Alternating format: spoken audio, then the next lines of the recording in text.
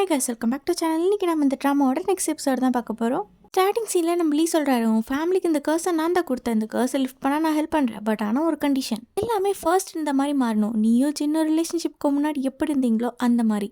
அதுக்காக உங்களோட மெமரிஸ் எல்லாத்தையும் நான் எரேஸ் பண்ண போகிறேன். இந்த மெமரிஸ் எல்லாம் போனதும் ஜின்னுக்கு உனக்கு கண்டிப்பாக பிடிக்காது. இப்போ நீ தான் சூஸ் பண்ண, உனக்கு உன்னோட லவ் முக்கியமா இல்லை ஃபேமிலி கர்ஸ் முக்கியமா? அதுக்கு ஒன் டே டைம் தரேன், நல்லா திங்க் பண்ணி சொல்ல அப்படின்னு சொல்லிட்டு நம்ம லீ அந்த இடத்த விட்டு போக, பாவம் நம்ம ஹீரோயின் ரொம்ப ஃபீல் பண்ணிட்டு இருக்காங்க.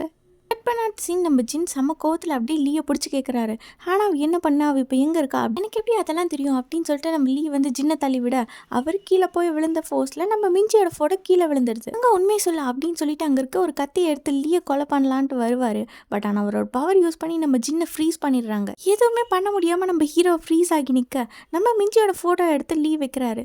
உங்கள் 2 பேருனால தான் நான் இவ்வளோ இழந்தேன், அதுக்காக நீங்கள் 2 பேரும் இப்போ பனிஷ்மெண்ட் அனுபவிக்கணும்ல. உங்கள் ரிலேஷன்ஷிப்பில் நீங்கள் 2 பேரும் ஷேர் பண்ணிக்கிட்டு அழகான மெமரிஸ் எல்லாத்தையுமே நான் அழிக்க போகிறேன் அப்படின்னு நம்ம லீ சொல்கிறாரு. உன்னால் எங்களை ஒன்றும் பண்ண முடியாது, எங்களோட மெமரிஸ் எல்லாத்தையும் அழிச்சாலும் நாங்கள் திரும்ப லவ் பண்ணுவோம் அப்படின்ட்டு நம்ம ஜின் சொல்கிறாரு. அப்புறம் நம்ம ஜின் அந்த இடத்த விட்டு கிளம்ப கொஞ்ச நேரம் கழிச்சு நம்ம ஹீரோனும் அந்த காரில் இருக்காங்க. போன சீனில் நம்ம லீ சொன்னதை நினச்சி 2 பேரும் பயங்கரமாக ஃபீல் பண்ணிட்டு இருக்காங்க. இப்போ கட் பண்ண அடுத்த சீன் நம்ம ஹேனாவும் சின்னும் பீச்சுக்கு தான் வந்திருக்காங்க. அப்போ நம்ம ஜின் சொல்கிறாங்க, நான் இந்த இடத்துக்கு உன் கூட வரணும்னு ரொம்ப ஆசைப்பட்டேன், பட் ஆனால் இந்த மாதிரி டைமில் வருவேன் நான் எக்ஸ்பெக்டே பண்ணல. உன் அங்கிளை நம்ம சாக விட்டுறக்கூடாது, எப்படியாச்சும் அவரை காப்பாற்றணும். உண்மையை சொல்லணும்னா ஃபர்ஸ்ட் டைம் உன்னை பார்த்ததும் எனக்கு ரொம்ப பிடிச்சிருச்சு, பட் உனக்கும் என்னை பிடிக்குமான்னு தெரியல, அதனால தான் நான் அப்படி பிஹேவ் பண்ணேன். நம்மளோட மெமரிஸ் எல்லாமே அழிஞ்சாலும் நம்மளோட ஃபீலிங்ஸ் அப்படியே தான் இருக்கும். ஸோ மறுபடியும் நான் உன்கிட்ட வருவேன், நீ என்னை விட்டு ஒரு ஸ்டெப் தள்ளி போனால் 2 ஸ்டெப் உன் பக்கத்தில் வருவேன்.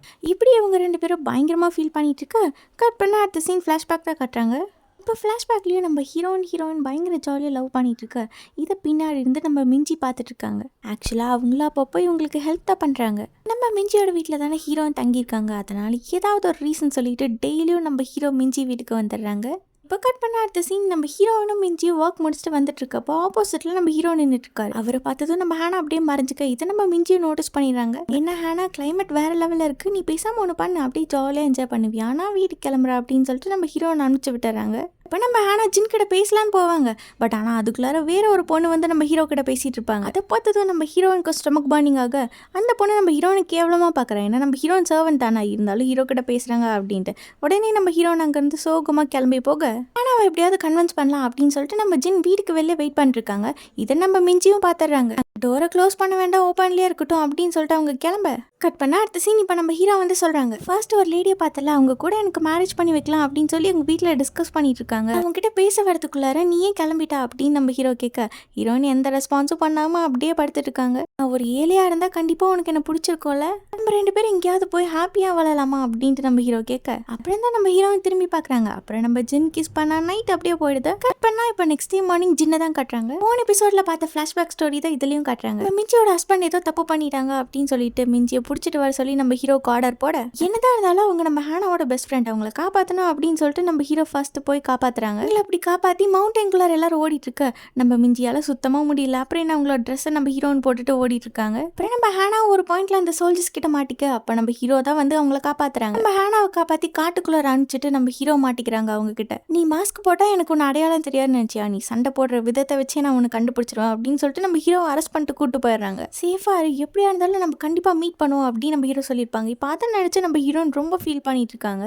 அங்கே கட் பண்ண அடுத்த சீன் நம்ம ஜின்னை பார்க்கலாம் அப்படின்னு சொல்லிட்டு நம்ம ஹீரோன் ஊருக்குள்ளே வந்துடுறாங்க. பட் எங்கே தெரியும் நம்ம ஹீரோ கிடைக்காதங்காட்டிக்கு திரும்ப மவுண்டனுக்கே போயிடுறாங்க. ஹீரோன் இப்படி எதுவும் சாப்பிடாம தூங்காம சேடாக இருக்கிறத பார்த்துட்டு மிஞ்சி கேட்குறாங்க, ஜின்னை பார்த்தியா எப்படி இருக்காரு, ஏதாச்சும் சொன்னாரா அப்படின்ட்டு கேட்க, அவரை பார்க்கவே இல்லை அப்படின்னு நம்ம ஹீரோயின் சொல்கிறாங்க. அவர் மட்டும் இப்போ உன்னை பார்த்தாருன்னா நீ ப்ரெக்னெண்ட்டாக இருக்கிறத நினச்சி ரொம்ப சந்தோஷப்படுவார், உங்கள் 2 பேருக்கும் பிறக்க போகிற இந்த குழந்தை ரொம்ப அழகாக இருக்கும் அப்படின்னு சொல்லிட்டு இருக்காங்க. சரி, உன் குழந்தைக்கு நீ நேம் சூஸ் பண்ணிட்டியா அப்படின்ட்டு கேட்க, உங்கள் நேம் தான் வைக்க போகிற சோயங்க அப்படின்னு நம்ம ஹீரோயின் சொல்ல, இதை கேட்டு 2 பேரும் ஹாப்பி ஆயிடுறாங்க. பங்கு கட் பண்ண அடுத்த சீன் ஆல்ரெடி நம்ம வைஸ் பிரின்சிபலுக்கு ஹீரோயின் மேலே ஒரு டவுட் இருக்கும். அவள் மிஞ்சியோட சின்ன வயசு பெஸ்ட் ஃப்ரெண்ட், அவள் அப்படிலாம் பண்ண மாட்டா அப்படின்னு நம்ம லீ சொல்லிட்டு இருக்காரு. இப்போ நம்ம ஹீரோயின் மறுபடியும் சின்ன பார்க்கலாம் அப்படின்ட்டு ஊருக்குள்ளே வராங்க. இங்கே இருக்க ஒரு சோல்ஜர்ட்ட கேட்குறாங்க, ஜின் இங்கே தானே ஒர்க் பண்ணுறாரு, அவரை நான் பார்க்க முடியுமா அப்படின்ட்டு கேட்க, சீஃப் இப்போ ஒர்க் பண்ணல, அவர் ஒரு பெரிய துரோகம் பண்ணிட்டாரா அப்படின்னு சொல்லிட்டு அவரை அரெஸ்ட் பண்ணி வச்சிருக்காங்க, நாளைக்கு அவரை கொல்ல போகிறாங்க அப்படின்ட்டு அவர் சொல்கிறாரு. ஒரே ஒரு டைம் நான் அவரை பார்க்க முடியுமா அப்படின்னு நம்ம ஹீரோயின் கேட்க, உங்களை பார்க்க விட்டா நாளைக்கு என்னையும் சேர்த்து கொன்றுவாங்க அப்படின்னு அவங்க சொல்ல, ப்ளீஸ் எனக்கு ஒரே ஒரு சான்ஸ் மட்டும் கொடுங்க, நான் யாருக்கும் தெரியாமல் பார்த்துட்டு வந்துடுறேன், இந்த மருந்து வேணால் நீங்களே வச்சுக்கோங்க அப்படின்னு சொல்லிட்டு நம்ம ஹீரோயின் கொடுக்குறாங்க. இப்போ அங்கே கட் பண்ண அடுத்த சீன் நம்ம ஹீரோ கிட்ட அவங்களோட ஹையர் ஆஃபீஸர் தான் பேசிட்டு இருக்காங்க. ஒன்றும் டைம் ஆகல, உனக்கு லாஸ்ட்டாக ஒரு சான்ஸ் தரேன். அந்த பொண்ணு சோயங்கோ நீ எங்கே மறைச்சி வச்சிருக்க, ஒழுங்காக உண்மை சொன்னா நாளைக்கு நான் உன்னை விட்டுருவேன், இல்லைன்னா கண்டிப்பாக நாளைக்கு நாங்கள் உன்னை கொண்டுருவோம் அப்படின்ட்டு அவர் சொல்ல, இது எல்லாத்தையுமே நம்ம ஹீரோயின் வெளியில நின்று ஒளிஞ்சு பார்த்துட்டு இருக்காங்க.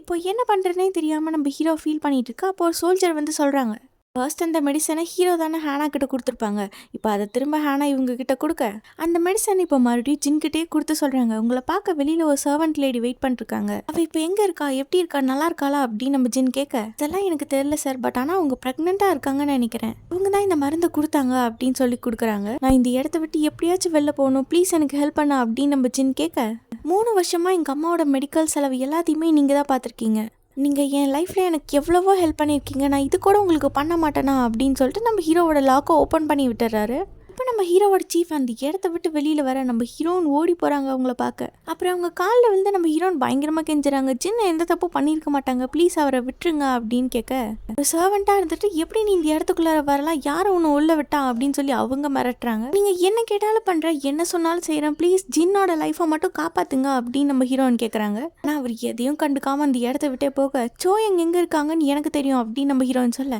அது கேட்டு அவர் அப்படியே ஷாக் ஆகி திரும்ப வந்து பேசுகிறாரு, நீ சொன்னது ஒரு வேளை பொய்யா இருந்துச்சுன்னா உன் கதை முடிஞ்சுது அப்படின்னு அவங்க சொல்ல, அப்படியே நம்ம ஹீரோயின் சோகமாக பார்த்துட்ருக்க. இப்போ கட் பண்ண அடுத்த சீன் ப்ரெசென்ட் தான் காட்டுறாங்க, ஃப்ளாஷ்பேக் எல்லாம் முடிஞ்சிடுச்சு. நம்ம ஹீரோயின் பாட்டுக்கு அப்படியே ரெடி ஆகி ஸ்கூலுக்கு கிளம்புறாங்க. ஸ்கூலுக்கு கிளம்பி வந்ததும் ஆப்போசிட்டில் ஜின் வராங்க, இந்த பக்கம் நம்ம ஹீரோயின் போகிறாங்க. ஆனால் நம்ம லீ ஆல்ரெடி அவங்க 2 பேர்த்தோட மெமரி எரேஸ் பண்ணிட்டாங்க போல், நம்ம ஹீரோயின் பார்த்தும் பார்க்காத மாதிரி போகிறாங்க.